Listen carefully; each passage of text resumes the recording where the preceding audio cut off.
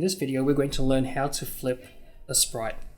So there's two ways of flipping the sprite. Well, there's three. The first, but not the best way, is to just swap out this sprite with one that's facing in the other direction.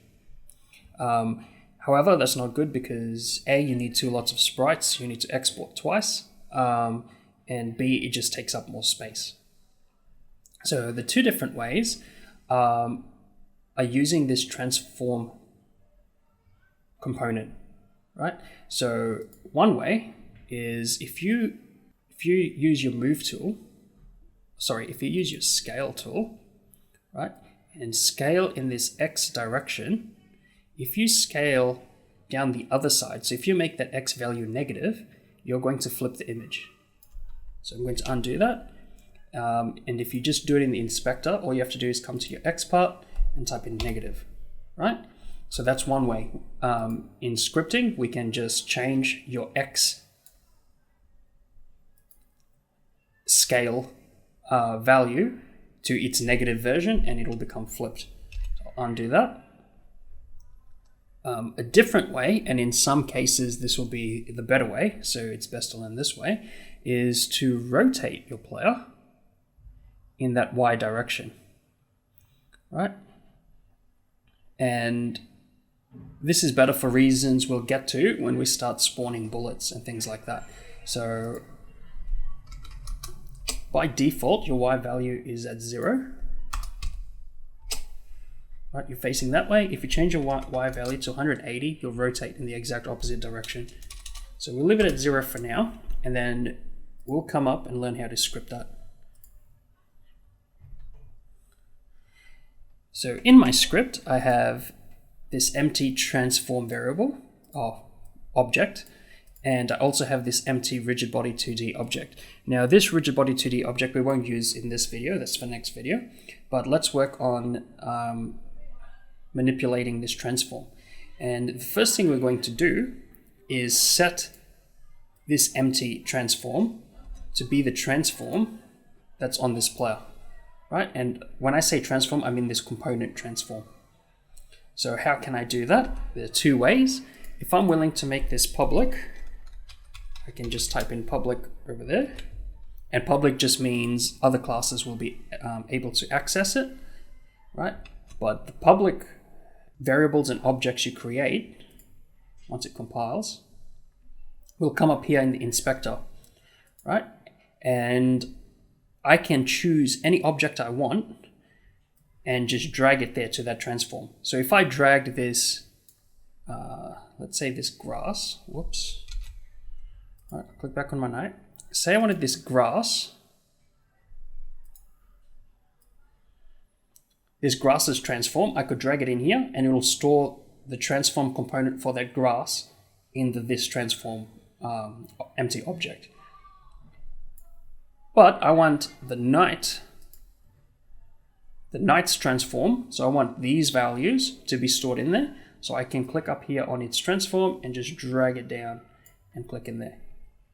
So now, inside the script, this transform object will hold the values of the transform component of the knight, right? That's one way of doing it. If you're willing to do it, if you're willing to make this public, which means other classes will be able to access it. If you're not willing to make that public, so if you want to leave that as private, remember from previous video, by default, everything is private. Wait for that to recompile. So you can see this go away. Right? So you can't access it that way. So what you can do is inside your start function, you can set this transform, which is just that name that I called it, equal to get component like that. Whoops. Typing get component like that. And then you want the transform component.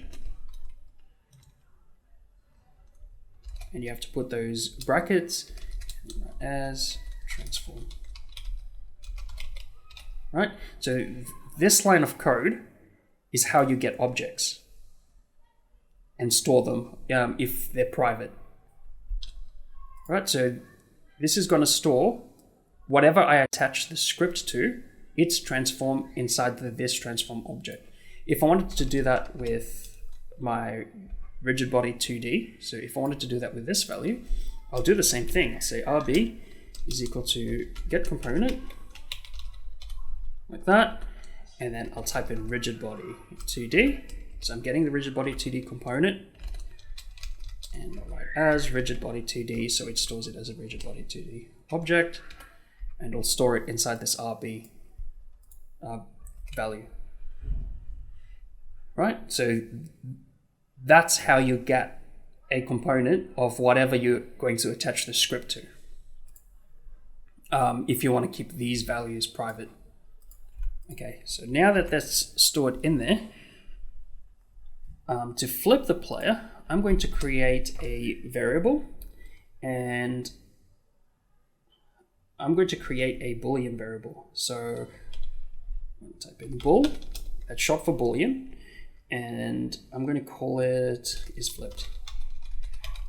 Right, and in here I'm just going to store whether the character is currently flipped or not. So remember, booleans can only either be true or false, so I'll set it to, I'll set it to false. There you go.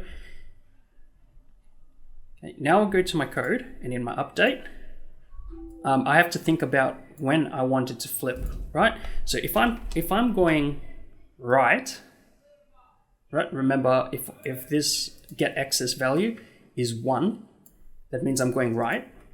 So if I'm going right, I'll just write my if statement there.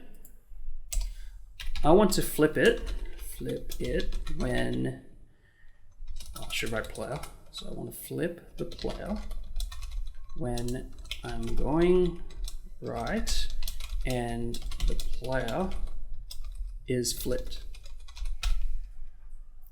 Right, and the way I do that is I can check this isFlipped value. So I'll say if isFlipped is equal to true. Right? So when my sprite is currently flipped and I go right, I want it to flip back. So the way you get it to flip is to do this. So this transform, which is what we created up there, and all transform objects have a method attached called a rotation or a rotate. Right, and we'll go into what functions are in the next video. But inside this rotate method, I have to pass it several values. One is my x, y, and z, how much I want to rotate it in the x direction, which is 0, how much I want to rotate it in the y direction, which is 180, and how much I want to rotate it in the z direction, which is 0. Right, just like that. And after I do that, because I've now flipped the sprite with this line of code, I want to change this isFlipped value. So I can say isFlipped is equal to, right? And I'm just going to type in something here, and I'll explain it soon. It's not flipped. Okay.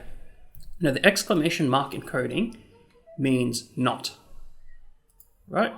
So when I assign a value, it's going to calculate the right-hand side first, and then it's going to store whatever it calculated on the right-hand side inside what's on the left-hand side over there, right? So if isFlipped is currently true, and I say not true, that means false. So this evaluates to false, and it'll store false in isFlipped. If isFlipped is currently false, this means not false, which evaluates to true, because booleans can only be either true or false, right? And because this evaluates to true, true gets stored now in isFlipped. So it pretty much just reverses whatever is currently stored in that boolean value. Okay, so that's changed, right?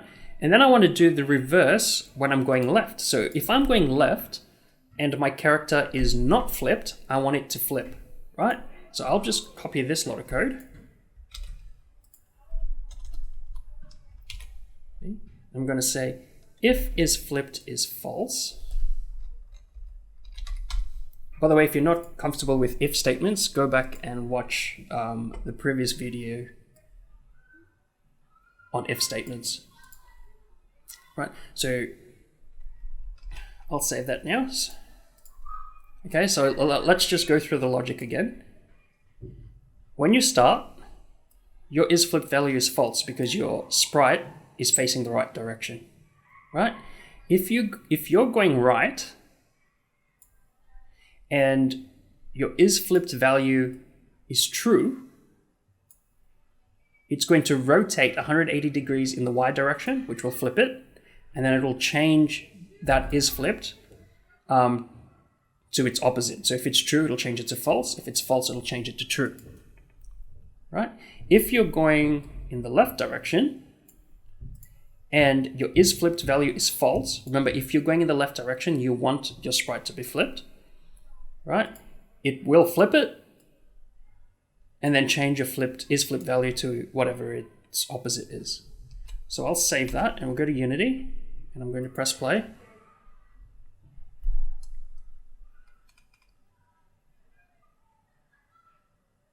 And it's just waiting to compile and then load. All right, so if I press right, nothing's happening. If I press left, it flips it, and I'm pressing left again, nothing's happening.